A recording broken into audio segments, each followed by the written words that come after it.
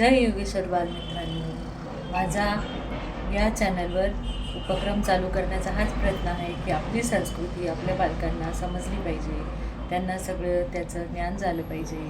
आपले सण उत्सव का साजरा करतात हे आपल्याला माहिती पडलं पाहिजे. रामाचं कृष्णाचं जीवन आपल्याला माहिती पडलं पाहिजे. आज गुढीपाडवा आहे. आज आपला विजय पताका म्हणजे सौख्याची समृद्धीची गुढी आज आपण उभारली आहे.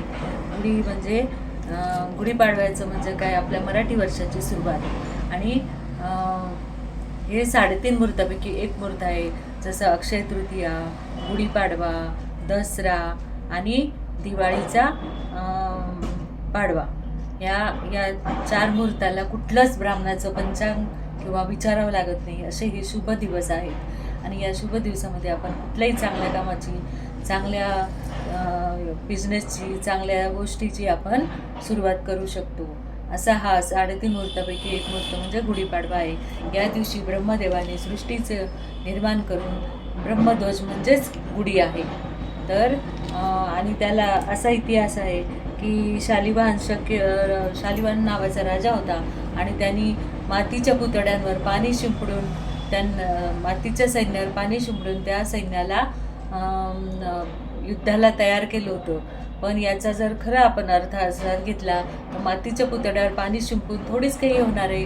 तर त्या राजांनी जे निर्जीव झाले होते, मातीसारखे पुतळे झाले होते, त्यांच्या जीवनामध्ये काहीच नव्हतं, राम नव्हता, त्यांच्यामध्ये शौर्य नव्हतं, त्यांच्यामध्ये लढण्याची जिज्ञासा नव्हती, युद्धपिपासू वृत्ती नव्हती, अशा मातीसारख्या बनलेल्या त्या लोकांवर त्यांनी प्रयत्न केले, त्यांच्यामध्ये प्राण फुंकले आणि त्यांना युद्धाला तयार केले.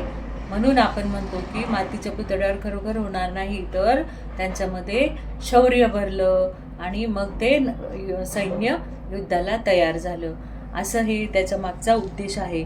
तसंच आपल्याला माहिती आहे शिवाजी महाराजांची गोष्ट. शिवाजी महाराज असेच गड किल्ले घेत होते आणि त्यांना गड किल्ले घेऊन खूप त्यांना अहंकार झाला होता. आणि म्हणून रामदास स्वामी एक दिवस त्यांच्या गडावर गेले, किल्ल्यावर गेले आणि तिथे त्यांनी शिवाजी महाराजांनी, रामदास स्वामी हे त्यांचे गुरु होते, त्यांनी त्यांना नमस्कार केला आणि सांगितलं की गुरुदेव, काम खूप छान चाललं आहे. रामदास स्वामींनी म्हटलं, काम तर खूप चांगलं चाललेलं आहे शिवबा, पण हा दगड मला फोडून दाखव.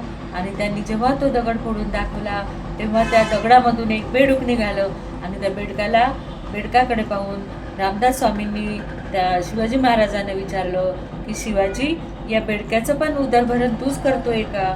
तेव्हा शिवाजी महाराजांना आपला अहंकारचा गर्व झालेला आहे हे समजलं आणि त्यांनी गुरुचरणावर आपलं शिर नम्र केलं. कारण की शिवबांना काय वाटायचं की एवढं गडाचं काम चालू आहे, एवढं मजूर खपताय, त्यांची खायची प्यायची मी व्यवस्था करतोय, असा त्यांना अहंकार झाला होता. पण रामदास स्वामींनी त्यांना बोध केला की या बेडकाचं पण जीवन तूच चालवतोस का? तेव्हा शिवाजी महाराजांना आपला गर्व कमी झाला, त्यांना आपला अहंकार समजला आणि मग त्यांनी सांगितलं की मला माफ करा.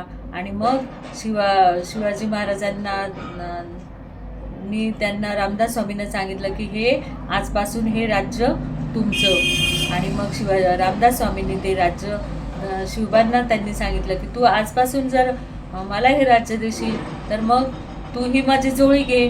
आणि शिवाजी एवढ्या मोठ्या राजाला रामदास स्वामींनी त्यांच्या हातामध्ये जोळी दिली आणि सांगितलं की मी आता घराघरात जाऊन रामाचा उपासक म्हणून रामाचं नाव घ्यायला सगळ्यांना सांगतो, तसा तूही माझं कार्य कर, तू आता मला हे राज्य दिलं आहे.